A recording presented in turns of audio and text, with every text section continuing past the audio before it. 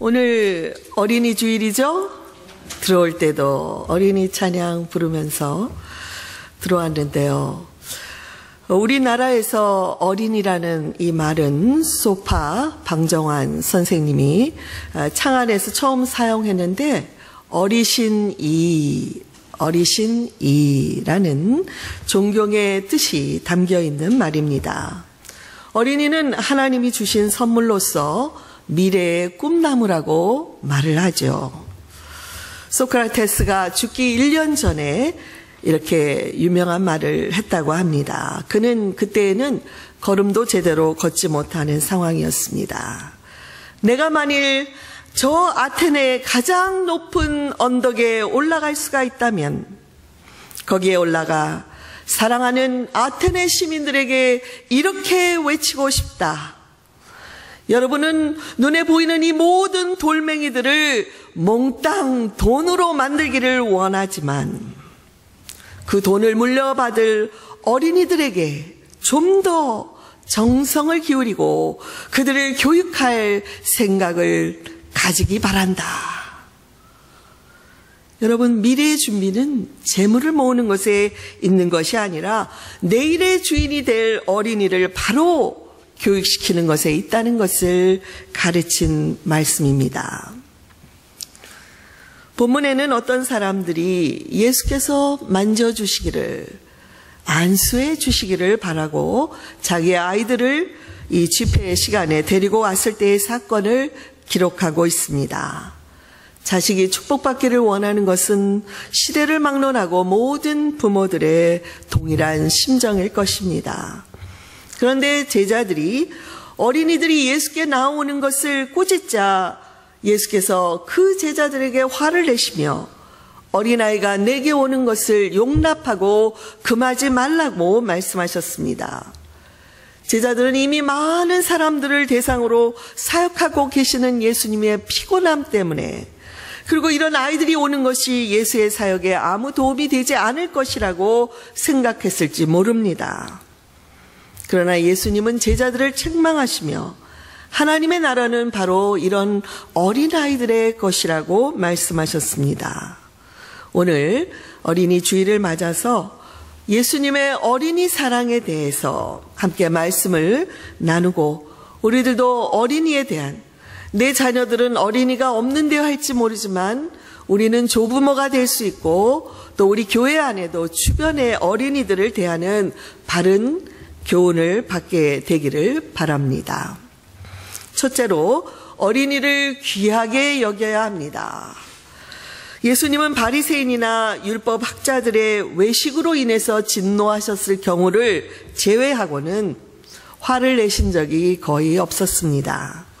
3년 동안이나 함께 생활했던 제자들이 배신했을 때에도, 그리고 자신을 무고하게 죽이려 하는 백성들을 향해서도, 십자가에 오르셔서도, 죽음의 문턱에 가서도 화를 내지 않으셨습니다.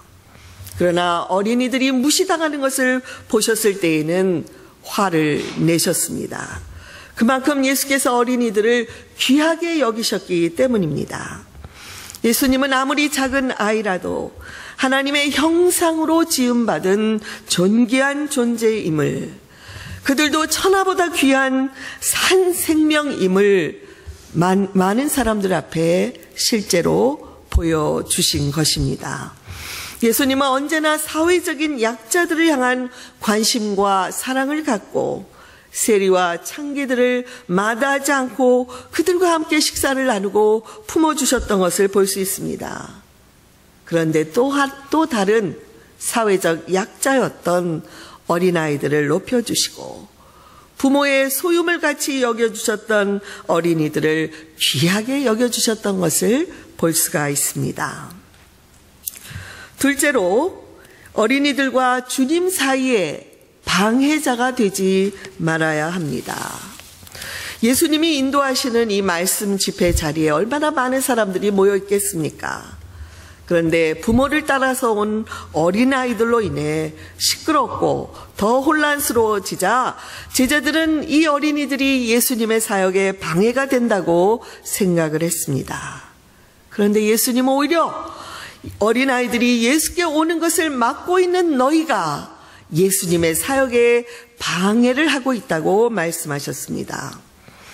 예수님의 본문 말씀을 메시지 성경으로 제가 다시 읽어보겠습니다.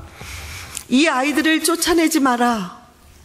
절대로 아이들과 나 사이에 끼어서 방해하지 말라. 천국의 삶에는 이 아이들이 중심에 있다. 명심해라. 너희가 하나님 나라를 아이처럼 단순하게 받아들이지 않으면 절대로 그 나라에 들어갈 수 없다. 아이들도 주님의 사랑의 대상이요 구원받아야 할 대상인데 어린이들이 주님께 나오는 것을 막으면 그것은 오히려 주님의 복음 사역의 방해자가 될 수 있음을 경고하신 것입니다. 그러므로 가급적 하나님의 말씀을 쉽고 누구든지 어린아이까지도 이해할 수 있는 말씀을 전할 필요가 있습니다. 저는 목사로서 말씀을 준비할 때마다 나로 인해 주님의 복음이 어렵게 전달되는 것은 아닐까 고민을 합니다. 좀 더 쉽게 소통할 수 있도록 지혜를 구할 때가 많이 있는 것입니다. 어린이들은 하나님이 우리를 사랑하신다 라고 말하면 그대로 순수하게 받아들이곤 합니다. 그러나 어른들에게 하나님의 사랑에 대해서 말씀을 전하려면 구체적으로 조목조목 어떤 것이 하나님의 사랑인지를 이해시켜야 하고 그래서 많은 말을 필요로 할 때가 있습니다. 그런데 여러분, 이 많은 말이 오히려 하나님의 사랑을 이해하기 더 어렵게 만들 경우가 많이 있는 것을 느끼곤 합니다. 나비가 날아가는 것을 보고 어른들은 꿀을 찾아 어디론가 가는구나 이렇게 현실적으로 분석을 하려고 하는데 아이들은 저 벌이 엄마한테 돌아가나 봐 이렇게 돌아가야 할 본향에 대한 신앙적인 표현을 하는 것을 볼 수 있습니다. 비구름 사이에 어느덧 햇살이 나오면 어른들은 어떤 생각하세요? 골프 치러 갈 수 있겠구나. 이런 판단을 할지 모르지만 아이들은 예쁘다. 햇살 좀 봐. 이런 자연에 대한 경이로움을 있는 그대로 표현을 합니다. 어쩌면 예수님의 말씀처럼 아이들은 천국에 훨씬 더 가까이 있고 아이들과 같은 그런 심령의 소유자들이야말로 천국에서 마음껏 누리며 살아가는 것이 아닐까 싶습니다. 그래서 주님은 천국의 삶의 중심에는 아이들이 있다 말씀하셨고 이 어린이처럼 천국을 단순하게 받아들여야 한다고 말씀하신 것입니다. 주님은 이렇게 어린이들의 특징을 천국의 복음과 연결시켜서 말씀하고 계신데요. 여러분, 어린이들은 매우 단순하지 않습니까? 하늘나라에 대해서 이야기하면 의심 없이 단순하게 마음으로 받아들입니다. 또한 솔직하지 않습니까? 좋으면 좋다고, 싫으면 싫다고 솔직히 말합니다. 예수님은 어린이같이 자신의 부끄러운 것도 자신의 죄까지도 솔직하게 고백할 수 있어야 천국에 들어갈 수 있다고 말씀하시는 것입니다. 여러분, 어린이들은 또한 스스로 자신을 낮추고 겸손하지 않습니까? 예수께서 마태복음 18장 3절과 4절에서 말씀하시기를 너희가 돌이켜 어린아이들과 같이 되지 아니하면 천국에 들어가지 못하리라. 누구든지 이 어린아이와 같이 자기를 낮추는 사람이 천국에서는 큰 자라 이렇게 말씀하셨습니다. 자기를 낮춘다는 것은 자기의 생각과 고집을 내세우지 않고 예수님의 뜻을 더 많이 생각하는 것을 말합니다.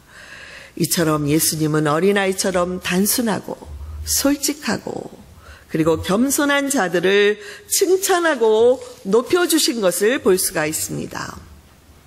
때로는 아이들에게 부모가 믿는 방식으로 무조건 이렇게 믿어야 해, 나를 따라와야 해 라고 강요할 때가 있습니다. 어릴 적에는 부모의 권위로 인해서 그것을 따를지 모르지만 조금만 커서 스스로 자기의 생각을 갖게 되면 오히려 부모의 강요가 부작용을 낳는 것을 볼 수 있습니다. 그들은 결국에는 아예 교회를 떠나거나 하나님에 대한 불신의 자리에까지도 가곤 합니다. 물론 그들을 노력해서 권유하고 설득하는 것이 중요하지요. 그러나 그것만이 최선의 방법은 아닐 수가 있습니다. 오히려 주님께 맡겨드리면서 끊임없이 기도로 아이들을 위해서 기도하며 아이 스스로가 하나님의 사랑을 경험하는 그날이 오기까지 인내로 지켜봐 주는 것이 훨씬 더 옳은 방법일 때가 있습니다. 이렇게 되기까지는 부모가 인내하며 힘들겠지만 부모가 끝까지 자녀를 믿어주고 기다려줄 때에 하나님의 역사는 반드시 일어날 줄로 믿습니다. 셋째로, 어린이들을 위해서 끊임없이 기도해 주어야 합니다. 너무나 당연한 말씀이지만 여러분에게 한 번 더 도전을 위해 말씀드립니다. 훌륭한 자녀 뒤에는 눈물로 기도하는 부모들이 있었습니다. 모세의 어머니 요게벳은 모세의 젖먹이 시절의 유모로서 그 자녀를 키우며 신앙 교육을 했고 평생 모세 그 아들을 위해 눈물로 기도했던 것을 볼 수 있습니다. 사무엘의 어머니 한나는 아들을 하나님께로 서원한 대로 바치고 그 아들을 위해 매일 기도했습니다. 매년 한 땀 한 땀 아들을 위해서 옷을 지어서 성소에 올라갈 때마다 그 지은 옷을 입힌 것을 볼 수 있습니다.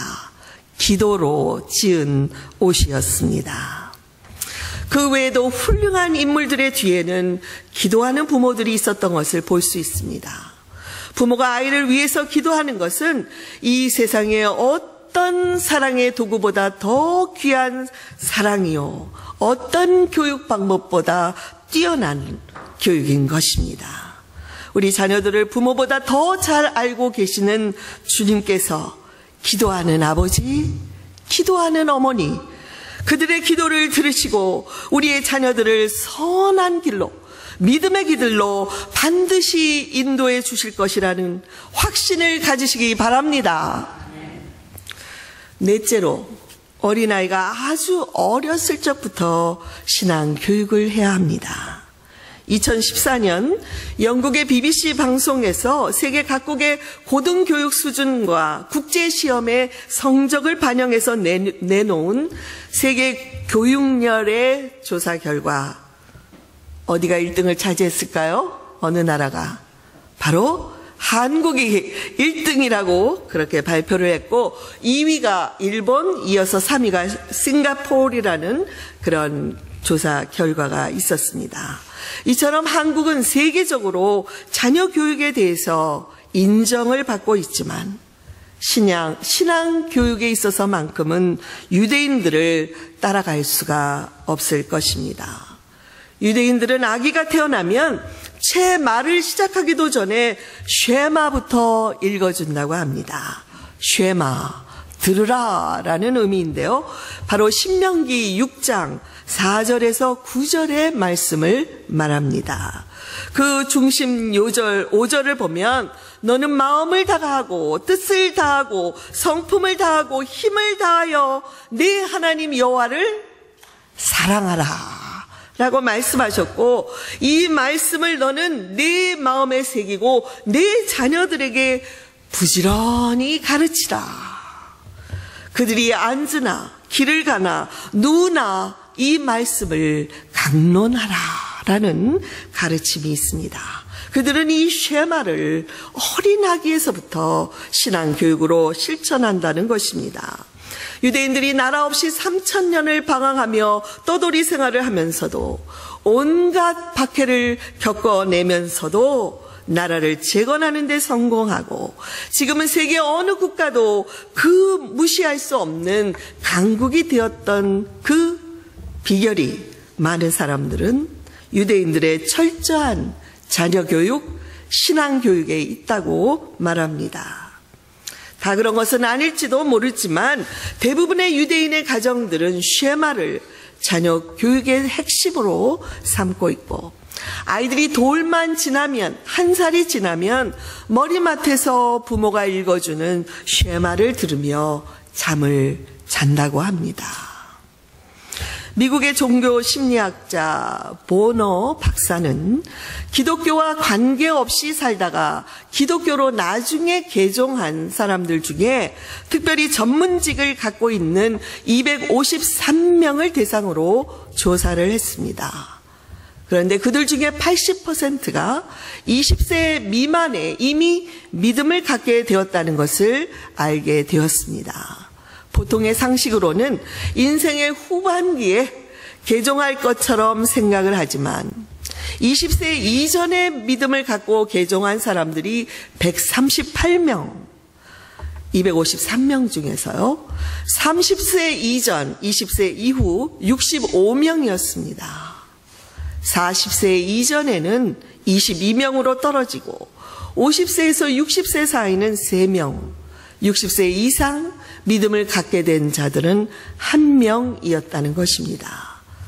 시간이 갈수록, 나이가 들을수록 믿음 갖기가 더 어렵다는 것을 보여주는 자료입니다. 그래서 일찍 신앙교육을 시작하는 것이 중요한 것을 알 수 있습니다.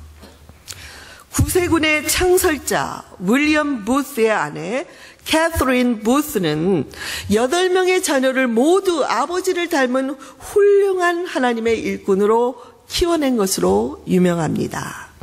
사람들이 그녀에게 자녀 교육에 대한 비결을 물을 때마다 그분은 이렇게 대답했다고 합니다. 저는 자녀들이 악한 것을 배우기 전에 먼저 아주 어렸을 적에 신앙 교육을 했습니다. 나쁜 습관을 배우기 전에 먼저 좋은 습관을 가르치고, 악마가 나쁜 생각을 그 머리에 불어넣어 주기 전에 먼저 좋은 생각을 갖게 가르쳤습니다. 악마가 나쁜 지혜를 가르치기 전에 내가 먼저 좋은 지혜를 가르치려고 했습니다.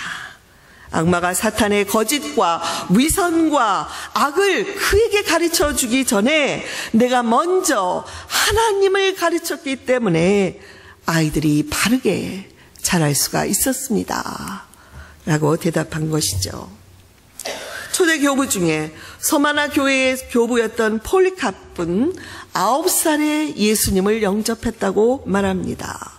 유명한 신학자 매튜 헨리는 11살 때에 주님의 은혜를 체험했습니다. 영국의 위대한 설교자 스펄전 목사님은 12살에 영적인 체험을 하고 복음을 깨달았다는 고백을 합니다. 우리가 생각할 때에는 너무 어리다고 생각할 수 있지만 어린이도 복음을 들을 때 깨달을 수 있고 회개의 자리로 나아갈 수 있고 예수님을 영접하고 구원의 확신을 가질 수 있다는 것을 기억하시기 바랍니다. 저도 우리 자녀들이 어렸을 때 잠자리에 들기 전에 성경의 인물들을 이야기식으로 늘 이야기를 해주었는데 아이들이 그 시간을 너무 좋아했던 그런 추억을 갖고 있습니다. 그러므로 어린이 주일학교의 중요성은 아무리 강조해도 부족할 것입니다. 우리 교회는 미약하지만 그럼에도 불구하고 아무것도 하지 않는 것이 아니라 계속해서 기도하면서 어린이 부서의 활성화와 철저한 신앙 교육을 집에서뿐만이 아니라 교회에서도 체계적으로 하게 되기를 바랍니다. 한 가지 명심해야 할 것은 집에서나 교회에서나 어른들이 아이에게 솔선수범하는 모습을 먼저 보여주어야 한다는 것입니다. 아이들의 마음은 맑고 투명합니다. 부모가 성경을 읽고 기도하는 모습을 보는 어린이들과 그렇지 않은 어린이들은 크게 차이가 나는 것입니다. 부모가 성경을 읽지 않고 기도하지 않으면서 말로만 아이들에게 가르치면 아이들은 그 마음속에 혼란함을 일으키고 오히려 부모가 아이들의 신앙교육에 방해자가 될 수 있습니다. 어린이들은 눈에 보이는 부모를 그대로 따라하기 때문입니다. 그러므로 자녀 교육 방법 중에 가장 효과적인 방법은 부모가 먼저 삶에서 모범을 보이는 것입니다. 마지막으로 어린이를 사랑한다는 구체적인 표현을 해 주어야 합니다. 16절에서 예수님은 어린아이들을 안고 그들 위에 안수하시고 축복하셨다라고 말씀을 하고 있습니다. 예수께서 적극적으로 어린이 사랑하는 표현을 보여주신 것입니다. 어느 깊은 밤 4살짜리 어린 소녀가 천둥 번개로 시끄러운 가운데 무서워서 잠을 이루지 못하고 있었습니다. 갑자기 큰 천둥 소리가 나자 소녀는 더 이상 견디지 못하고 급하게 뛰어가서 부모가 자고 있는 침대 속으로 들어갔습니다. 딸아, 걱정하지 말아라. 하나님께서 너를 보호해 주시잖아. 아버지가 이렇게 말하자 소녀는 아버지를 끌어안으면서 이렇게 대답을 했습니다. 아빠, 나도 알고 있어요. 그런데 지금은 누군가 나를 안아주는 것이 필요해요. 대부분의 부모들은 아이가 어릴 때에는 잘 안아주고 사랑을 표현하지만 자녀가 커가며 중고등학교의 학생으로 10대로 자라가면 안아주는 것을 멈추는 것을 봅니다. 그러나 상담학자들은 말합니다. 비록 10대들이 외면적으로는 부모가 안아줄 때 싫어하고 이렇게 피하는 것처럼 보이지만 그들은 누구보다도 부모의 따뜻한 접촉, 포옹을 필요로 한다는 것입니다. 우리는 현대의학을 통해서도 이런 신체적인 접촉에 대한 많은 긍정적인 연구 결과가 있다는 것을 알고 있습니다. 뉴욕 대학의 간호학 교수인 크리거 박사는 손을 얹는 효과에 대해서 연구를 했습니다. 그 결과 손을 얹어서 만지는 사람과 만짐을 받는 사람이 둘 다 생리학적인 유익함을 누리게 된다는 결과를 발표했습니다. 우리 몸은 적혈구 세포의 색소인 헤모글로빈을 통해서 몸의 각 조직으로 산소를 운반합니다.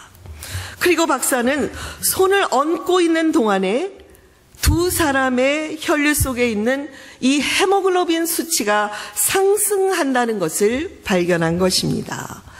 헤모글로빈 수치가 상승하면 몸속의 조직들이 활기를 띠고 더 많은 산소 공급으로 인해서 그 사람을 힘있게 해줄 수가 있고 아픈 사람이라면 그 아픈 것의 회복을 도울 수도 있다는 결과를 발표했습니다. 여러분, 대단하지 않습니까? 또한 어느 신경과 의사는 병원을 회진하는 중에 환자를 보면서 침대에 걸쳐 앉아 환자와 가까이에서 때로는 환자의 팔이나 다리를 직접 만지며 신체적인 접촉을 한 환자들과 또 의도적으로 그냥 침대 곁에만 서서 대화만 나눈 환자들 두 부류를 놓고 질문지를 퇴원할 때에 그들에게 질문지를 나누어 주어서 조사한 그런 연구 결과를 발표했습니다.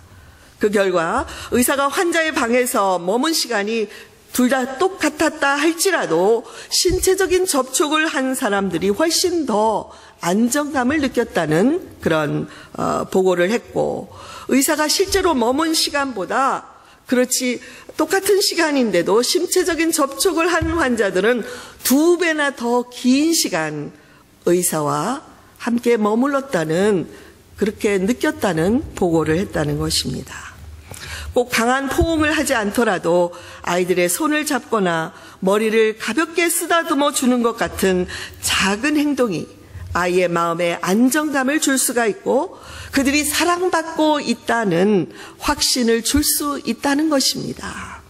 예수님이 아이들의 머리에 손을 얹으신 것은 아이들을 축복하시는 사랑의 표현이었습니다. 유대인들은 이 안식일 날 특별히 아이들을 데려가서 아이들을 랍비로부터 축복받는 그런 순서가 있다고 합니다. 랍비는 아이들을 위한 이 특별한 축복의 시간에 아이들을 회중 앞으로 나오게 해서 아이의 머리에 손을 얹고 나의 하나님이 너에게 복 주시고 에브라임과 므낫세 갖게 해 주시기를 원하노라 하는 야곱의 축복의 말씀을 암송한다는 것입니다. 이 책을 읽으면서 제 마음에도 상징적이긴 하지만 오늘 어린이 주일을 맞아서 특별한 의식으로 우리 교회에 선물로 주신 어린이를 주님의 이름으로 축복해야겠다는 그런 마음을 갖게 되었습니다. 축복 기도를 통해서 단순히 목사가 하나님의 이름으로 축복하는 것뿐만이 아니라 우리 교우들 전체가 어린이를 축복하는 시간을 갖고 싶습니다. 오늘 마지막 축도 전에 우리 전도사님과 함께 어린이가 앞으로 나올 텐데 여러분도 이 축복 기도에 동참해 주시기를 바랍니다. 교우 여러분, 어린이는 우리의 미래를 책임질 존재들입니다. 특히 우리의 신앙의 후손으로서 교회와 사회의 일꾼이 되도록 축복하고 책임 있는 양육을 해야 할 것입니다. 오늘 묵상한 말씀처럼 예수님의 어린이 사랑을 본받아서 우리도 어린이를 존귀하게 여기며 우리의 편협한 생각들로 어린이들과 주님 사이에 방해자가 되지 않도록 해야 합니다. 우리가 우기지 않고 주님 앞에 우리 자녀를 맡기기만 해도 방해 없이 주님께서 역사하실 수가 있는 것을 인정하십시다. 또한 어린이를 위해서 끊임없이 기도해주고 아직 어렸을 적부터 신앙 교육을 철저히 하되 부모가 모본을 보여주어야 합니다. 마지막으로 어린 자녀들을 축복하는 마음을 신체적인 접촉을 통해 구체적으로 좀 더 적극적으로 표현해 주시기 바랍니다. 이미 아이들이 장성했을지라도 부모 앞에서는 우리 자녀들은 모두 어린이일 수밖에 없는 그들을 향해 좀 더 사랑의 표현을 많이 할 수 있게 되기를 바랍니다. 그래서 우리 주님의 축복 속에서 우리 자녀들이, 우리의 손자, 손녀들이 건강하게 성장해 가기를 주님의 이름으로 간절히 축복드립니다. 아멘. 우리 교회에 이 자리에 또 할아버지 할머니가 있는데 자녀들을 그렇게 축복하는 모습을 제가 보게 되기를 원합니다. 함께 기도하시겠습니다.